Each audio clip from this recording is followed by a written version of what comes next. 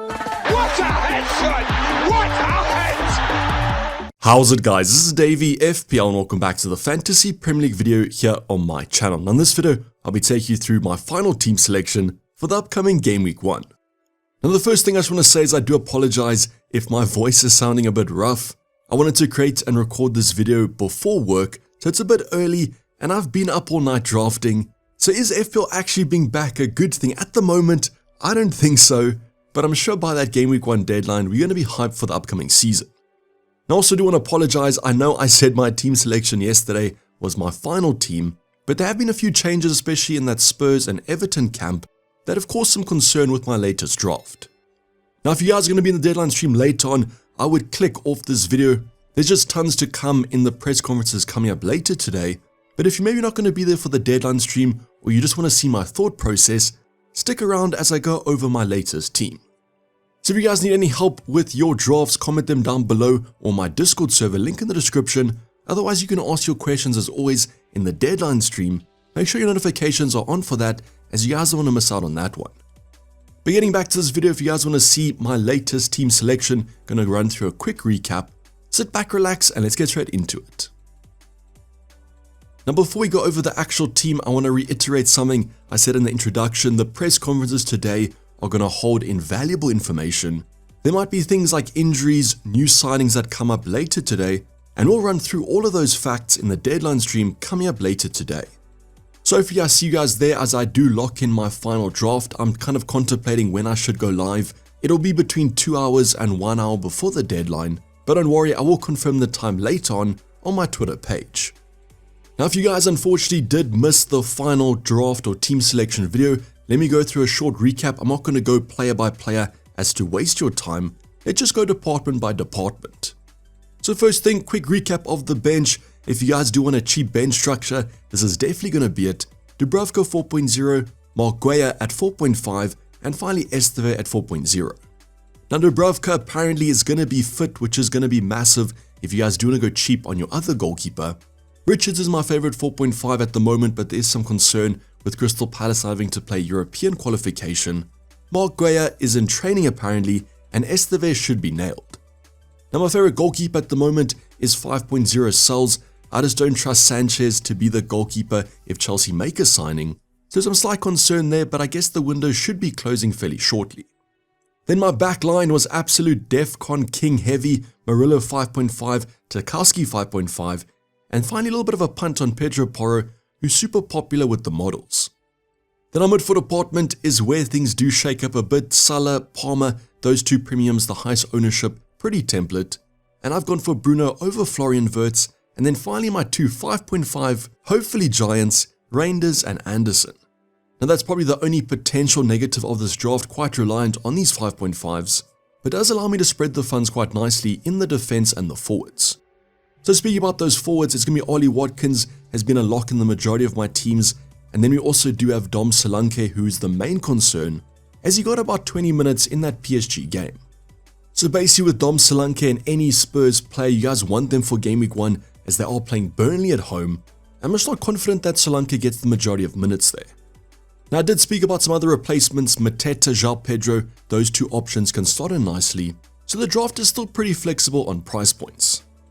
So this team on screen is going to be the one that was in my final team selection, and quite surprisingly was actually the one the scout put out on the official FPL Twitter page. So I must be doing something right if the scout is having a lot of my players. That could be a good thing or a bad thing though. Now let's talk about those changes. The first one is going to be Solanke, so an easy switch to Mateta in my opinion. With these forwards, it kind of comes down to Mateta being my more medium to long term option.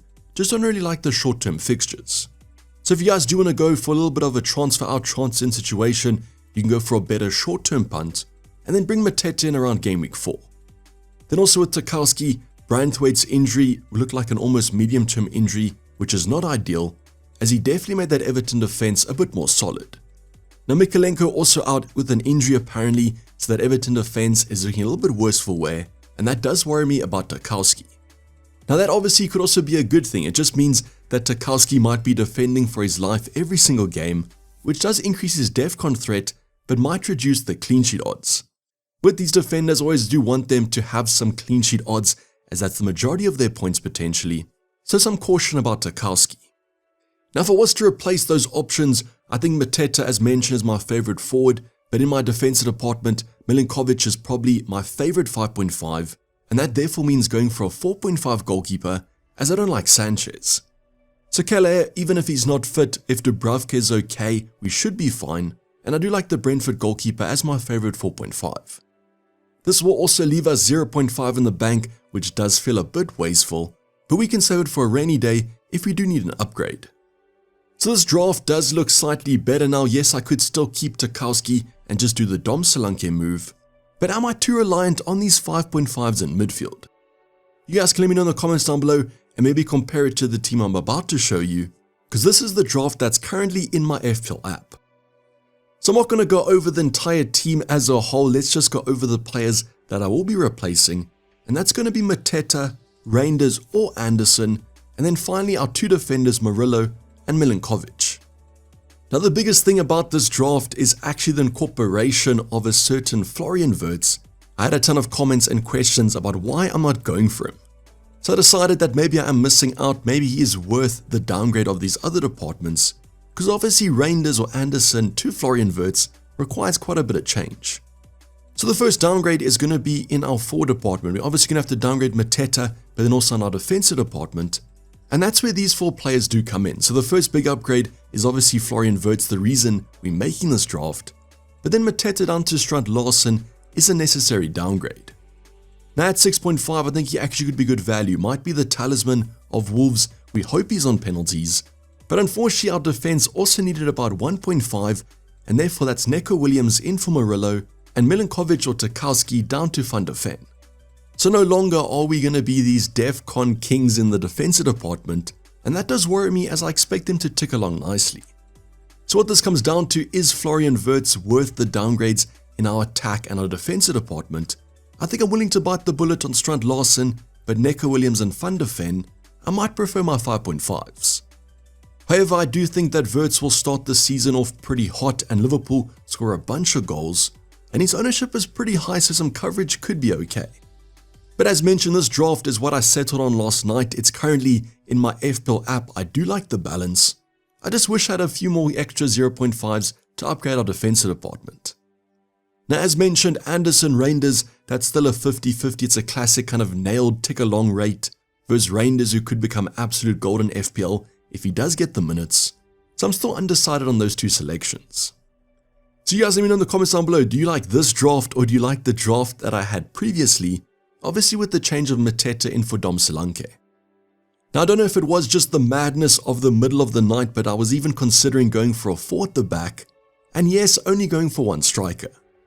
So just to paint that picture, it's downgrading Strand Larsen to a 4.5, probably the 4.5 from Bournemouth, and then upgrading Neco Williams to Murillo and Esteve on our bench to Milinkovic.